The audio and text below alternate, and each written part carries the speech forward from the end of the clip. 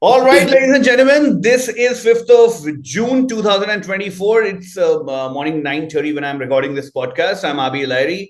Joining me today again in conversation is the bald and beautiful Jodi. Sanjay Jha, the OG congressman, is with me on this podcast. What's up? Good morning. How are you? How has been Now the feeling good, yeah. I mean, very different from the first after the exit polls for sure.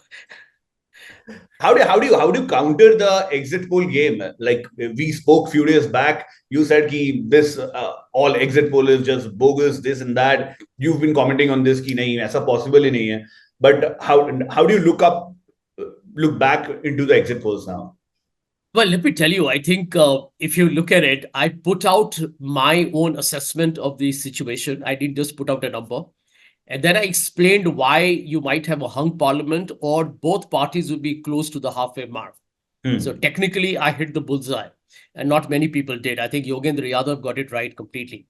But the truth is that when I heard the exit poll, frankly, it sounded bizarre, totally preposterous. I think the biggest mistake a lot of these psephologists make is that they only look at numbers.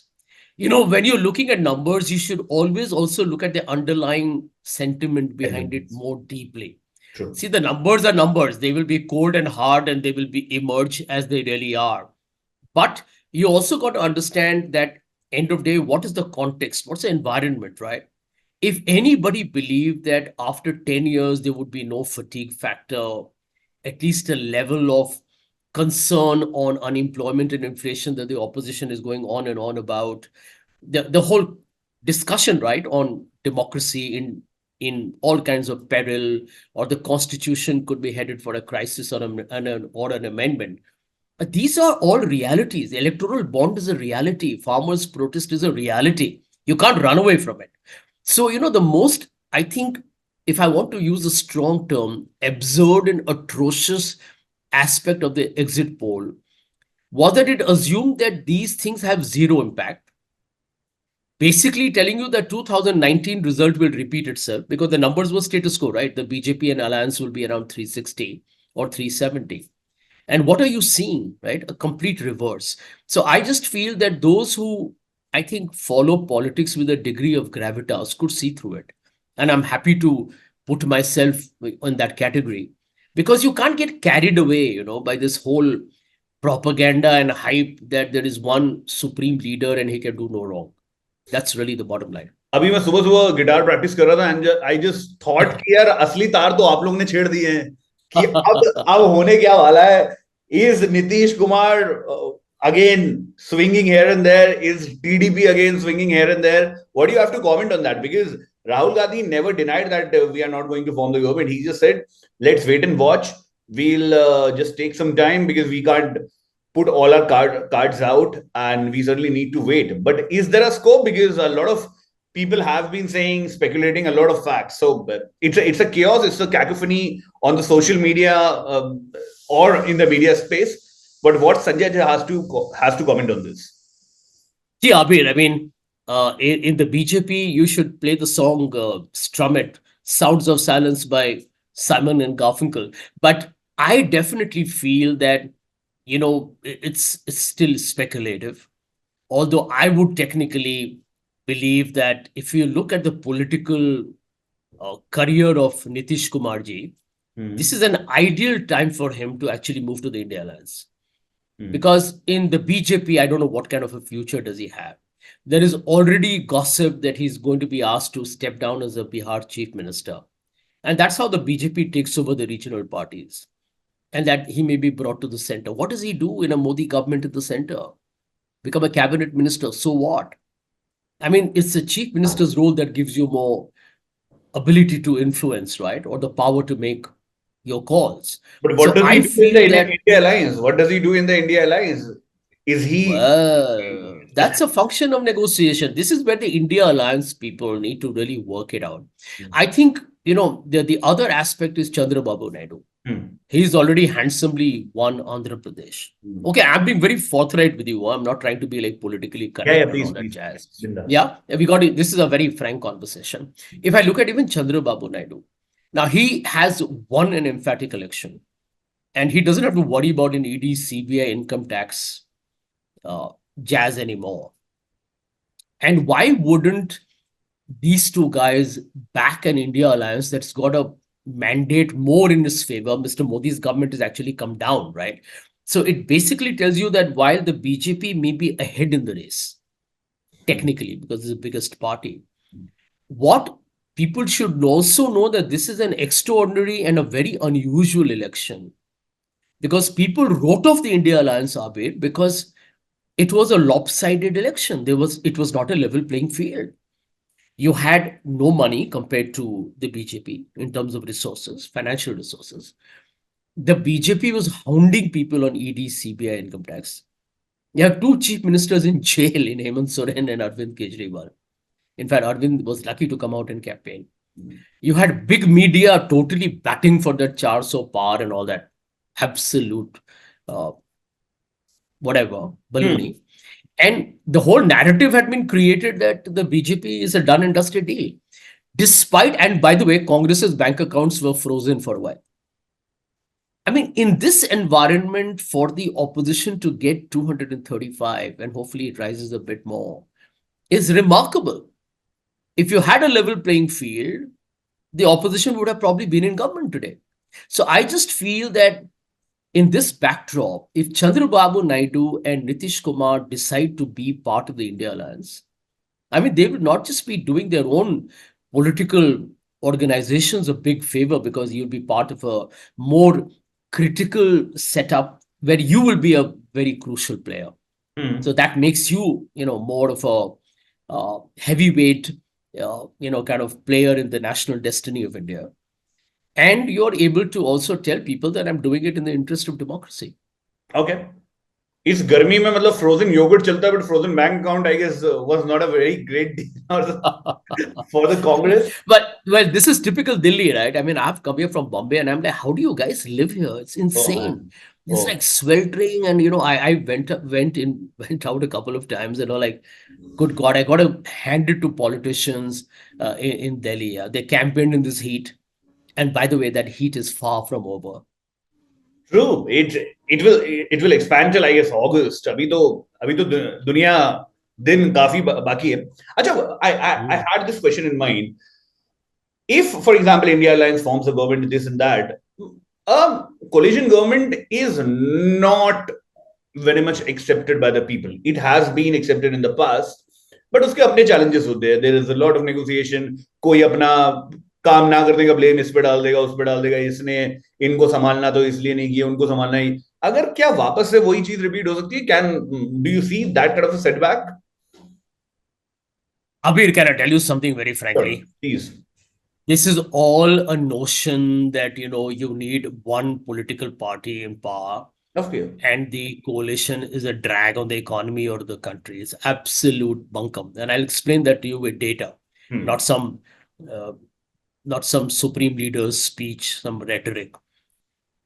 Since 1984, you have had, frankly, a single party absolute majority government in 2014 and 19. Okay. You had Mr. Vajpayee's government, BJP, NDA, and you had Dr. Manmohan Singh's government for 10 years, which is the recent comparison you can make. Tell me, how has Narendra Modi's government done better at all? They had 284 and 303. Their average GDP growth rate over 10 years is 5.9%. They have, frankly, destroyed all foundations of democracy. They have polarized Indian society. You have everything today where people are questioning that how independent are various institutions in the country. People are even worried about the judiciary, for that matter. A lot of people are concerned that his judgments can be sometimes contested. 4 judges of the Supreme Court publicly said India's democracy is in danger. This is the absolute centralized command situation in India. Actually, you're creating some kind of a dictatorial power. If it goes in, power in the wrong hands can be calamitous for a country. It's catastrophic. Now compare that with UPA. Do you remember the UPA time? Anybody can go and could go and attack anybody in the Congress. The Lokpal agitation destroyed the UPA. But did anybody stop those Jantar Mantar or Ramlila Maidan protests for days on end? Yeah? You had OB Vans, media. I was part of the Congress at that point of time. And what a hammering we got. And as you discover, it was all an RSS conspiracy, but that's another story. But we took it on our chin. That's democracy. And plus, we gave you 7.8% GDP growth rate over 10 years, higher than Modi's. Lifted 270 million people out of poverty. And during that time, Abir, you had RTI, you had Manrega, you had right to education, you had FDI and multi-brand retail. One had, if you add to it, the Food Security Act, under which Mr. Modi is now giving free food grains. The biggest reforms happened during that time. And it was a coalition government. Okay. Go back to even Mr. Vajpayee's time. Under Mr. Vajpayee's time, they did bold stuff on telecom. They did try, the GST conversation started at that point of time. And then, culminated with the UPA creating the architecture which Mr. Modi took the credit for. So I do believe that coalitions are the true manifestation of a very diverse, a culturally, I would say, amalgamated nation with all kinds of uniqueness to it. Okay. Absolute governments actually don't deliver. So let me smash the notion completely that anything, in fact, things will be better under a coalition government, which now Mr. Modi's is a coalition government, by the way, as is going to be under the India Alliance. So अगर Modi ji coalition thumbs up for India, man. Thumbs up for India. अगर Modi ji coalition government form कर रहे हैं तो आप support करेंगे? I beg to differ on that part. Boss, he is being supported right now by TDP, and it's a coalition government. An alliance is a coalition, right? True. Call it an alliance. It's a coalition. And at end of the day, that's the reason why I have a feeling that Mr. Modi may not have slept well last night, because he's so used to being the big boss that now he has to listen to all the allies. And remember, आप उनके allies को जोड़ भी दो, तो they are at 291, which is at 19 seats above the 50% mark. So if just 2-3 people decide कि यार मोदी जी आपका ये भाषण में आपने जो भैंस बोला हमें पसंद नहीं आया, the government falls. Okay. And that is in fact nothing wrong, because it keeps the government under check. Okay. True. Mr. Modi's government cannot come and hack your phone or come snooping on this conversation and say, yaar, laga do in par FIR, laga do in par CBI, because they are discussing anti-national issues. That climate of fear needs to end. And I think in life, it's a trade-off. You want to get rid of fear, threats, intimidation. I think you should avoid a single party dominance of the kind we have seen under Mr. Modi. My next question, मतलब कोशिश करना जितना honest आप दे सको answer उतना. A lot of conversation on the social media corner or in personal capacity I have with a lot of people. They say कि एक बार शेर के मुंह में खून लग जाता है ना, तो दूसरे शेरों को भी पता चल जाता है कि ये चीज खाई जा सकती है. तो for what I'm getting to is, if you know the media can be controlled, if you know that the public institutions, individual institutions can be controlled, तो अगर if you claim कि ये इन्होंने किया है, तो अब आपको भी पता है कि ये कैसे करना है और आप भी उसको कर सकते हो. Is that true? मतलब consider you are not a Congress person and then speak. Yeah, Abir, you have asked a very pertinent question, and a lot of people asked me that yesterday, by the way. If you guys form a government, who knows, you could be as bad as them. In fact, they went to another extent. What if you get worse? Because you've been humiliated and you have been arrested and you have been threatened. So suddenly there is this Pratishod and ye Badle Ki Aag and all the dramatic Bollywood style revenge story. I think the message for the India Alliance, particularly the Congress, because that's a big national party along with a couple of others, is that you have to be different from your predecessor. You can't be like them. But people have voted. But that is very preachy. No, hang on. I'll tell you why. I agree with you on a practical level. It's tempting, right? Because they went after me and I'll go after them. They threatened us, I will do that. But I can tell you, then the people will really switch off. One of the reasons why Mr. Modi's party has got lesser votes call it a political or a moral defeat, but they are the largest party. Let's concede that reality. The reason why they have got lesser votes is because of the fear. The entire conversation on the constitution will be amended, which their leaders said. I don't know why they later on denied it. And more important, because people began to get very upset with this washing machine, arrest who you like, threaten who you like, and, basically abuse the law, make a mockery of the power you have. If the Congress or the India Alliance were to repeat that, how are you different? I can tell you the BJP spokesperson on a show will say they are actually imitating us, and imitation is a form of flattery. And tomorrow, how will you go to campaign again? You see, in politics, your question is very valid. It's tempting, but I think it will be stupid if India Alliance were to get carried away by this whole emotional, kind of catharsis that now we are in power and let us now teach these guys a lesson.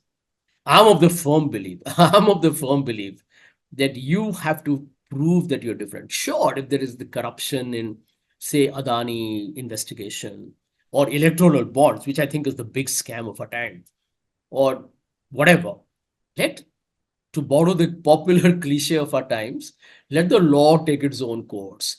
You do not politically interfere. Let people file complaints, let the law do its bit. Don't call CBI and say, now go and do a raid, or tell the income tax to start taking documents and freezing BJP's bank accounts. I would never do that. So I'm telling you publicly on your program, you're the first podcast or interview I'm doing since it all concluded yesterday, that the India Alliance under no circumstances should adopt the BJP's playbook of political vendetta, psychological terrorism, all kinds of regulatory threats, and try and fix people. That's absolutely, it will be immoral, it will be unethical. Play politics, change the rule of the game, play politics fair and transparent. It's tempting to say, yaar, ke hum bhi saam daam dand bhet ki politics karenge. Then how are you different from, that whole Operation Lotus and all that? Yeah, you got to be different. So I'm telling you, to be different, Abid, is not easy, right? Agreed. Because many people in the Congress will say, but, we went through this. That fellow has a suspicion, some kind of a cloud. Why don't we go and make them look bad and embarrassing? But this is where you need political leadership. And if I was at the helm of affairs, I would say, hey, guys, calm down, chill. You're in government. You have to serve the people. You're not here to go ahead and bash somebody who was your opponent or is your opponent. Few months back, you said कि अगर मैं तो राहुल गांधी को कई बार suggestion भी दिया था कि just go out, speak to stand-up comedians and let them roast you. If, for example, this is a very hypothetical question, if he becomes the prime minister, do we see that happening? And India, in a country like India where a prime minister is getting roasted, can that actually happen? Will you propose that? I will propose that. I have done it, by the way, earlier. I told you on your program, right? Yeah. If whether Rahul is prime minister or whether he's part of the government, I feel, especially if he's part of the government or a leader in government, or even the prime minister for that matter, it will be wonderful if he does it, and I would encourage that. I mean, look at, so many of you who are great. Yeah, I mean, Abid, you remember I've told you, right, that the Congress leaders should do interviews with you, because look at our conversation here. We're not stuffy. We are not like sitting on some kind of a protocol. We are chatting like two regular people do over cappuccino, right? Although you chose to do it on Zoom because you wanted to save some money on coffee. But here is my larger point.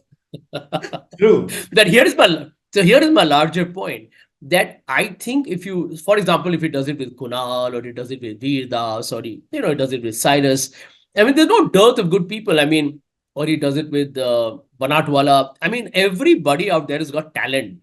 And, end of day, I'll repeat what I believe.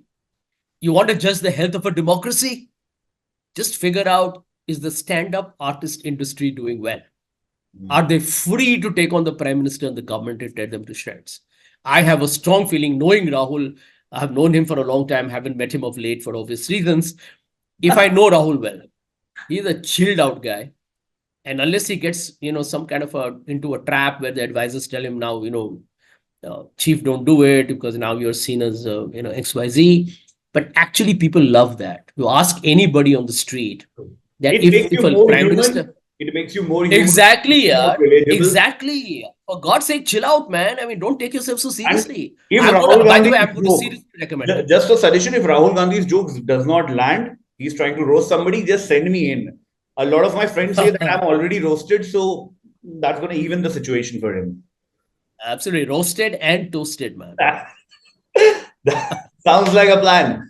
On that note, I won't bug you because I guess you have to take a flight back to Mumbai. You are in Delhi and we couldn't meet, no problem. Let's do it the next time where we'll sit across the table and have a long conversation on this entire political game. Thank you, Sanjay Jha, for taking out time. And no, and since you still haven't promised a coffee, you're saving money. I will buy you the cappuccino. Let's have a chai I will buy you the biscuits. Let's have a chai pe charcha, I guess. I don't know whether you will take that. No chai per charcha. Conversations over coffee. We're going to change the whole dynamic, man. Huh? A lot of trolls will come and say, this is where they're so, see how unpatriotic they are. We said it chai pe charcha. They're saying, coffee, cappuccino, conversations over cappuccino. They're so Starbucks. I suggest you one thing. So a beer. Western-minded. I suggest you a nice name for the show. A beer with Abir.